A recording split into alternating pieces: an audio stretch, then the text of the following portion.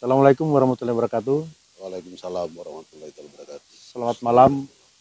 Jumpa lagi dengan podcast Inspirator Tony Atmajaya di Kompleks Puncak Palatijau, Kota Bau-Bau. Malam ini kita akan berbincang-bincang dengan Porda Pemenangan ASR di Kota Bau-Bau. Selamat malam Pak Amiruddin. Selamat malam. Bagaimana kabarnya nih? Alhamdulillah baik. Seorang Korda Pemenangan ASR. Jadi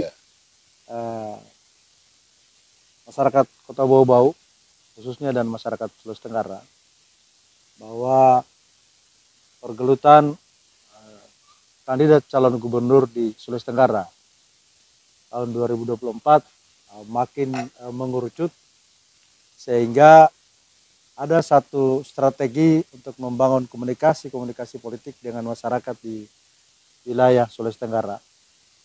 Bapak calon gubernur Andi Sumagaruka itu membentuk yang namanya Korda-Korda. Nah, memang Korda-Korda ini sudah melakukan kegiatan-kegiatan yang bersifat sosial maupun kegiatan-kegiatan bersifat strategis dalam menyusun pergerakan-pergerakan politik agar mendapat simpatik dari masyarakat Sulawesi Tenggara, khususnya di Kota Bau-Bau. Di hadapan saya adalah salah seorang ketua Korda yang ditunjuk atau diamanahkan oleh kandidatnya atau Pak Eser untuk mengawal proses pemenangan Pak Eser di Kota Bau-Bau. Walaupun juga di balik Korda itu ada juga beberapa komunitas-komunitas atau kayak kelompok-kelompok yang ikut serta berperan serta dalam proses pemenangan itu, namun tidak terlepas dari peran Korda untuk membangun komunikasi dengan kelompok-kelompok itu. Saya kira perlu kita minta sebuah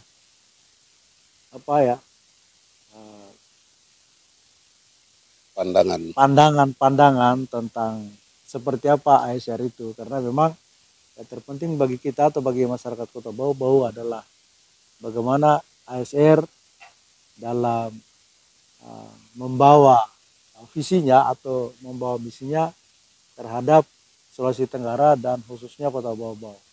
Saya kira seperti itu ya Pak Amiruddin, silakan Pak Amiruddin. Baik. Terima kasih. Assalamualaikum warahmatullahi wabarakatuh. Selamat malam. Kita melihat momentum ya, momentum pelaksanaan agenda konstitusi secara nasional ini, bahwa 27 ya, tanggal 27 November itulah hari pelaksanaan pemungutan suara. Ya. Nah, kalau kita hitung-hitung tinggal hitung hari saja dari hari ini. Tentunya sebelum kita melangkah bagaimana langkah-langkah strategi untuk proses pemenangan seseorang kandidat dalam pilkada ini, saya sebagai salah satu dari koordinator daerah khususnya Kota Bau-Bau, tentunya saya akan berbicara dulu bagaimana sih figur kami, figur yang kami banggakan dan kami yakin ya beliau yang terbaik. Ya. Gitu. Saya berbicara dulu tentang beliau. Bapak Andi Sumagaruka adalah seorang sosok di mata kami ya, di mata saya, adalah sosok figur yang punya cara pandang yang komprehensif. Jadi beliau sangat lengkap dan beliau memiliki suatu pandangan tentang bagaimana Sulawesi Tenggara ini. Beliau memiliki tentang itu. Karena kenapa? Perlu kita ketahui bahwa Bapak Mayor Jenderal purnawirawan TNI ya, Andi Sumangeruka, pernah menduduki dan memimpin institusi-institusi strategis di Sulawesi Tenggara. Nah, dari pengalaman dan dari track record beliau memimpin institusi di Sulawesi Tenggara ini, institusi strategis itu sudah barang pasti.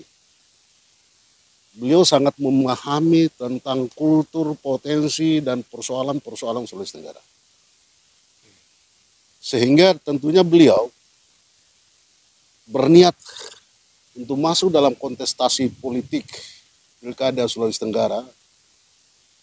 Beliau cukup dan lengkap memiliki konsep visi untuk bagaimana Sulawesi Tenggara sebagai salah satu provinsi yang ada di Indonesia yang memiliki potensi kekayaan yang cukup besar yang akan mampu menopang daripada pergerakan ekonomi nasional, termasuk potensi Sulawesi Tenggara itu juga akan mampu untuk menopang tentang pergerakan ekonomi bangsa dan negara kita ke depan. Nah, dari potensi ini, beliau sangat memiliki tentang konsep bagaimana Provinsi Sulawesi Tenggara sebagai salah satu provinsi yang akan bisa untuk melakukan percepatan-percepatan untuk menopang daripada kebijakan-kebijakan pembangunan nasional untuk mencapai daripada Indonesia Emas pada tahun 2045.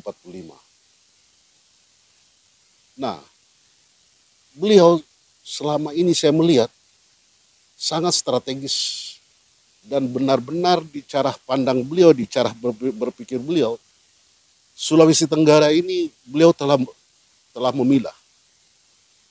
Sulawesi Tenggara ini beliau telah meletakkan zona-zona kebijakan nantinya sesuai dengan potensi, sesuai dengan persoalan-persoalan daerah itu sendiri. Salah satu contoh katakan untuk kita melihat sebagai Sulawesi Tenggara ini. Saya pernah melihat cara berpikir beliau untuk bagaimana kebijakan ke depan. Kawasan Kolaka Timur, Kolaka Utara, termasuk Kolaka, sebagai pintu gerbang lintas daripada Sulawesi Selatan untuk ke Sulawesi Tenggara. Ini tentunya merupakan perhatian beliau di dalam rangka untuk memenuhi dan memberikan suatu kebijakan pembangunan infrastruktur yang secara maksimal sehingga pintu gerbang pergerakan ekonomi antara Sulawesi Selatan dengan Sulawesi Tenggara ini betul-betul memberikan suatu jaminan-jaminan yang pasti terhadap arus pergerakan ekonomi itu sendiri. Juga beliau saya pernah melihat tentang cara berpikir beliau untuk bagaimana kota Kendari itu sebagai ibu kota provinsi yang didukung dengan daerah-daerah penyangga, Konawe Selatan, apa semua sebagai lumbung pangan untuk di Sulawesi Tenggara. Ini juga beliau punya visi tentang itu. Bagaimana kawasan itu akan dikelola ke depan dengan langkah-langkah strategis dan pola perencanaan yang tepat. Sehingga kawasan itu betul-betul akan menjadi kawasan yang sangat menjanjikan dan yang akan memberikan kepastian terhadap bagaimana peluang lapangan kerja bagi masyarakat, bagaimana untuk menunjang dan menopang pergerakan ekonomi di situ secara maksimal, bagaimana untuk memberikan pergerakan sosial secara keseluruhan untuk masyarakat yang ada di sana. Ini semua beliau sangat paham tentang konsep-konsep itu untuk ke depan. Demikian halnya katakan seperti kita di kepulauan ini. Beliau juga punya komitmen moral yang sangat tinggi untuk memberikan percepatan terhadap kawasan kepulauan ini untuk bagaimana ke depan dalam waktu yang tidak terlalu lama akan terbentuknya satu provinsi yang kita dambakan selama ini, yaitu Provinsi Kepulauan Buton. Nah tentunya beliau tidak hanya sekedar untuk memberikan suatu komitmen moral seperti bahwa akan membentuk Provinsi Kepulauan Buton, tetapi di dalam untuk menunjang dari dan mewujudkan daripada visi beliau untuk membentuk dan melahirkan Provinsi Kepulauan Buton, beliau akan dia topang dengan bagaimana percepatan pembangunan infrastruktur untuk bisa menunjang semua pergerakan-pergerakan kegiatan masyarakat ini, sehingga akan percepatan pembentukan provinsi itu akan bisa tercapai. Beliau juga akan menyoroti, akan memberikan satu kebijakan-kebijakan yang strategis untuk menciptakan ruang-ruang lapangan kerja yang akan bisa membuka ruang peningkatan ekonomi pendapatan masyarakat itu sendiri di kawasan Kepulauan Buton ini. Demikian halnya katakan kawasan Wakatobi sebagai kawasan wisata yang sangat potensial, yang telah menjadi perhatian dan menjadi suatu ajang wisata dari secara dunia para wisata kita. Beliau juga tidak melepas itu semua dan beliau juga memberikan perhatian kebijakan ke depan. Sehingga benar-benar Wakatobi sebagai kawasan wisata yang telah mendunia itu betul-betul bisa berjalan dan bisa terus menjadikan ruang peningkatan ekonomi pendapatan daerah dan pendapatan masyarakat itu sendiri. Nah, itu saya lihat yang ada dalam benak pikiran beliau. Dan saya yakin, saya melihat juga beliau di dalam menyampaikan visi-visi beliau di mana beliau berada. Saya lihat benar-benar ditopang dengan komitmen moralnya beliau. Apa yang dia utarakan untuk bagaimana ke depan Sulawesi Tenggara, bagaimana daerah ini, bagaimana apa semua. Termasuk bagaimana pula kawasan-kawasan yang ada di Buton Utara sana. Sebagai salah satu kawasan yang potensial secara untuk kawasan pertanian. Itu juga tidak lepas dari visi beliau yang akan dia tuangkan dengan di misi kebijakan-kebijakan ke depannya. Nah, saya kira dari cara pandang saya yang ada dalam benak pikiran beliau, dan saya yakin itu merupakan moral beliau untuk maju sebagai calon gubernur di Sulawesi Tenggara, itu sangat luar biasa dan beliau memiliki itu. Beliau memiliki cara pandang itu. Nah, inilah mungkin kami sebagai Korda yang secara khusus juga kami Korda yang ada di Kota Bau-Bau, itulah semua yang menjadikan suatu spirit, yang menjadikan suatu cara pandang kami juga untuk kami komunikasikan ke bawah, kami komunikasikan ke masyarakat, ke rakyat, bahwa sosok figur Bapak Andi Sumangaruka yang tenar dan yang merakyat dengan nama ASR, benar-benar sosok figur yang sangat layak, yang sangat pantas untuk bagaimana memimpin Sulawesi Tenggara ke depan. Pilkada 2024 adalah momentum strategis karena 2024 adalah suatu pergerakan kebijakan, pergerakan pemerintahan yang langkah pertama bangsa dan negara kita melakukan pilkada secara serentak. Nah, ini tentunya juga suatu momentum yang benar-benar strategis. Insya Allah Bapak Andi Sumangaruka memimpin Sulawesi Tenggara ini akan betul-betul bisa membawa Sulawesi Tenggara ini. Secara awal ini, pilkada ini, Sulawesi Tenggara akan mampu memberikan kompetisi dengan daerah-daerah lain di dalam memajukan semua infrastruktur, semua apa yang terkait dengan kepentingan masyarakat itu sendiri. Itu barangkali yang insya Allah saya lihat sosok Pak Andi Sumangaruka saya kira sangat layak untuk itu. Oke. Saya sudah dapat gambaran tentang visi, tentang misi, kemudian tentang zona pemetaan wilayah. Nah, jadi perlu kita pahami juga bahwa di Sulawesi Tenggara ini ada dua potensi, ada dua potensi yang ada, potensi yang berada dalam zona daratan dan zona kelautan. Nah, dalam zona daratan ini kan ada wilayah daerah tambang, ada wilayah daerah pertanian dan perkebunan. Kemudian ada wilayah-wilayah yang terkait persoalan perikanan. Nah, khusus kepulauan saya pikir dia lebih dominan kepada persoalan perikanan. Ya, ya. Nah, apa yang ada di benaknya Pak Andi Semangaruka sebatas apa yang kita jabarkan tadi tentang potensi perikanan yang berada di Sulawesi Tenggara yang mampu menopang tingkat kesejahteraan masyarakat khususnya di bidang perikanan. Kira-kira seperti apa ini? Ya. Eh, Bagaimana memberi nilai jual dari produk potensi daerah kita. Tentunya juga itu tidak terlepas dari bagaimana titik sentral produksi dalam satu produk itu sendiri dari strategi wilayah itu sendiri. Nah, kita berbicara potensi laut, beliau selalu saya melihat cara berpikir beliau dan cara pandang beliau melihat untuk bagaimana potensi laut ini bisa memberikan suatu ruang sebagai sumber ekonomi yang besar. Nah, saya melihat bahwa sesuai dengan letak geografis kita, Bau-Bau insya Allah itu akan menjadi sentral. Jadi Bau-Bau dengan letak geografisnya yang strategis sebagai sentra produksi dan sentra pemasaran daripada hasil laut kita, Bau-Bau akan mendapat perhatian strategis. Bau-Bau akan mendapat perhatian khusus di dalam rangka untuk bagaimana hasil laut kita ini dapat menjadi suatu produk yang tidak hanya produk setengah jadi atau produk yang gelondongan, tetapi benar-benar akan menjadi suatu produk yang siap pakai. Sehingga kalau produk kita ini kita pasarkan dengan menjadi produk yang siap pakai, siap dipakai oleh masyarakat, maka tentunya nilai ekonominya itu akan semakin tinggi.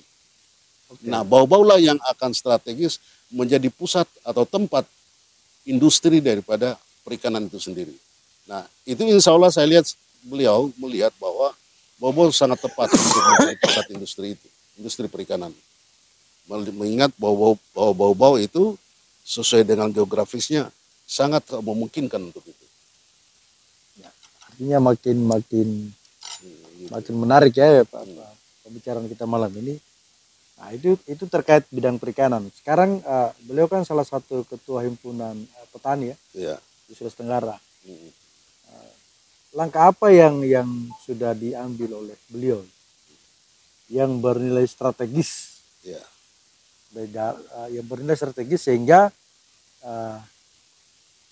ketika beliau menjadi himpunan petani pertanian itu kan otomatis benang merahnya adalah bagaimana agar dia bisa mendapat dukungan secara moral kepada para petani di Sulawesi Tenggara. Nah, apakah ini menjadi hal yang prioritas secara strategis?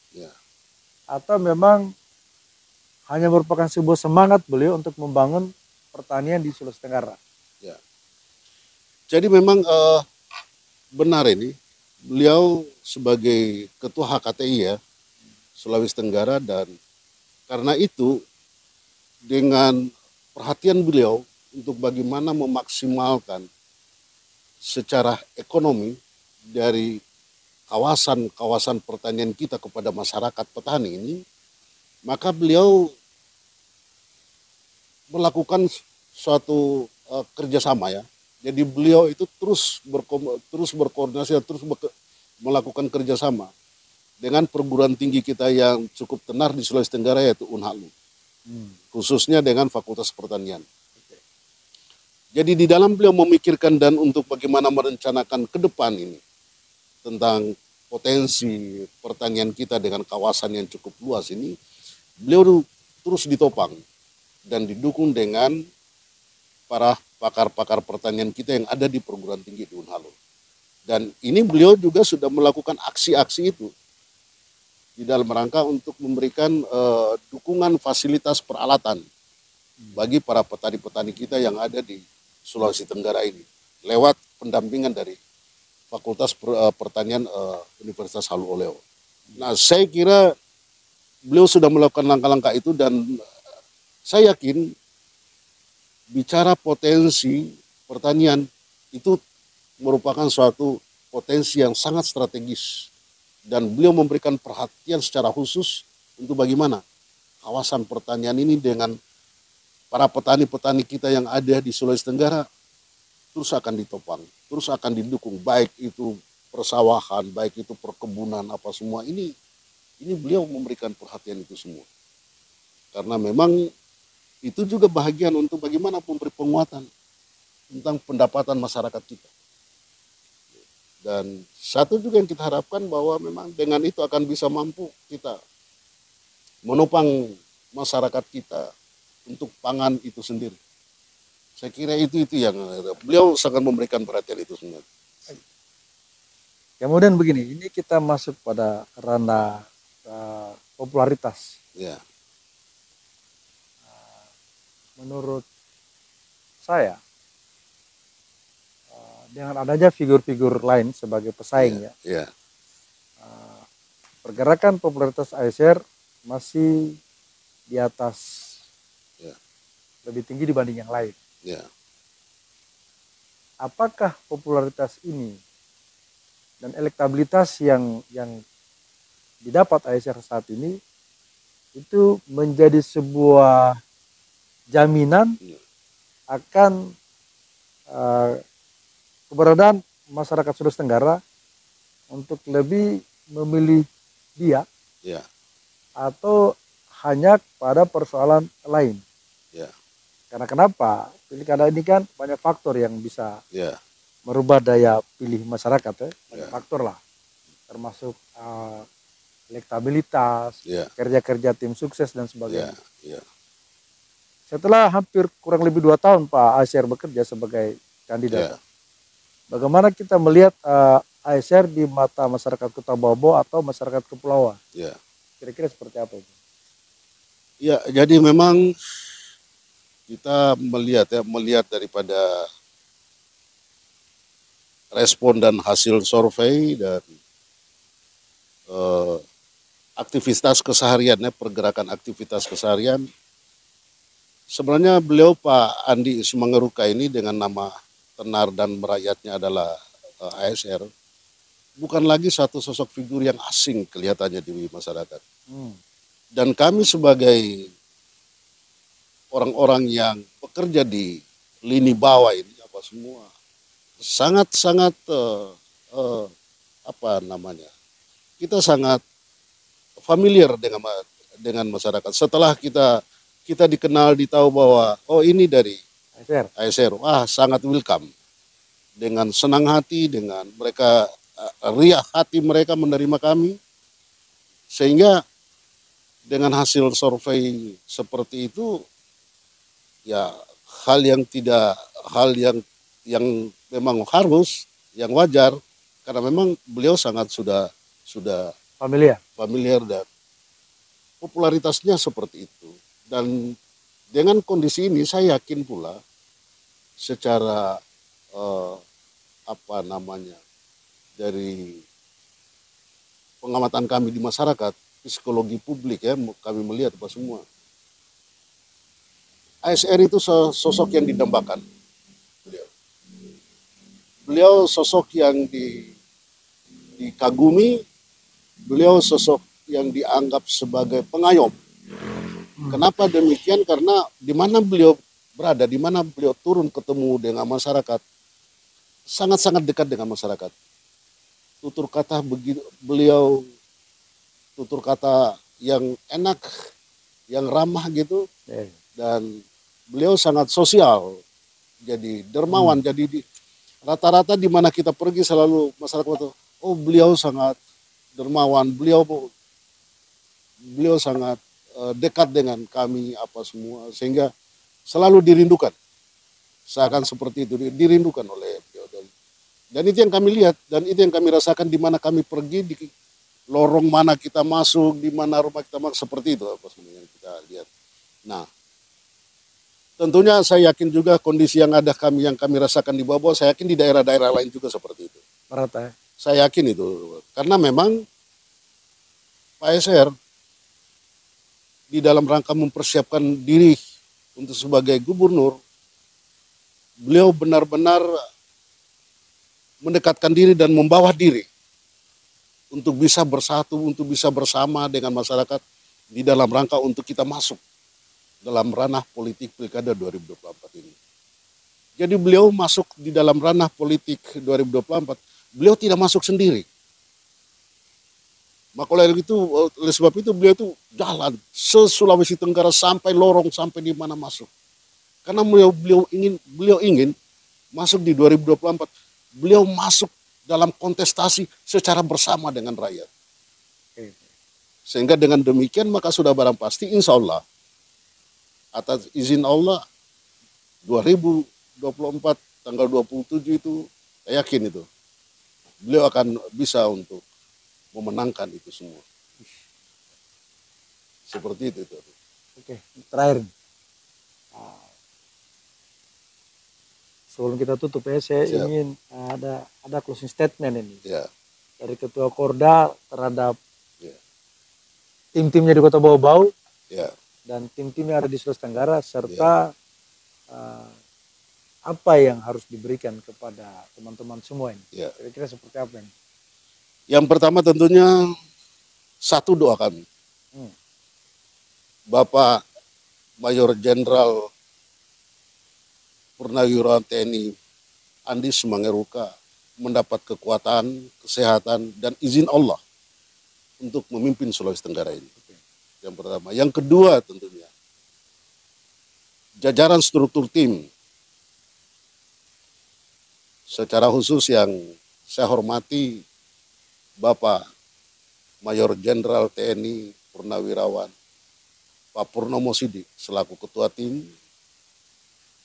Saya juga mendoakan dan kami semua mendoakan beliau juga diberi kesehatan, kekuatan dan pemikiran yang strategis untuk memimpin pergerakan ini agar benar-benar jajaran tim Bapak Andis Mangeruka di Sulawesi Tenggara ini satu target yang harus kita dapatkan adalah memenangkan Pilkada 2024 dan ASR sebagai Gubernur Sulawesi Tenggara.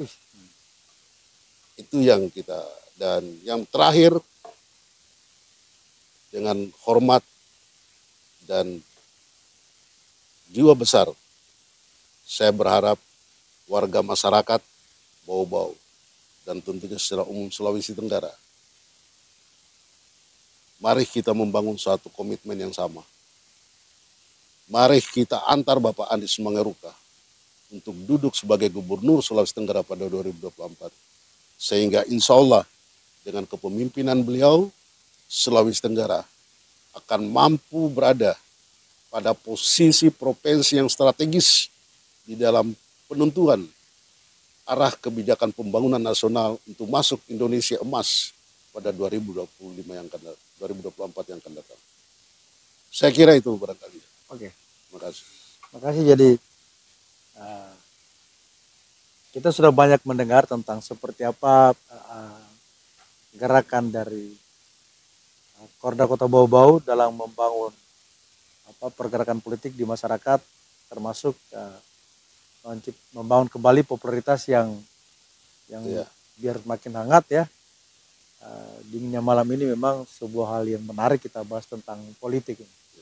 Apalagi kita sudah berhadapan langsung dengan salah seorang ketua atau Korda Kota Bau-Bau yang memberi semangat atau spirit kepada masyarakat yang mencintai ASR ini. Dan harapan beliau agar masyarakat pencinta ASR kita berkomitmen untuk bertahan hingga tanggal 27 November bulan 11 nanti. Itu juga menjadi sebuah momen demokrasi yang paling spektakuler di Sulawesi Tenggara, karena memang pemilihan gubernur kali ini adalah pemilihan gubernur yang betul-betul qualified, karena terdiri dari beberapa calon-calon kandidat yang cukup lumayan kuat. Mudah-mudahan pertemuan kita malam ini menjadi langkah awal untuk mengupas tuntas tentang langkah-langkah strategis ASR di Sulawesi Tenggara dan khususnya Kota Bau-Bau. Terima kasih. Billahi taufiq wal hidayah. Assalamualaikum warahmatullahi wabarakatuh. Waalaikumsalam warahmatullahi wabarakatuh.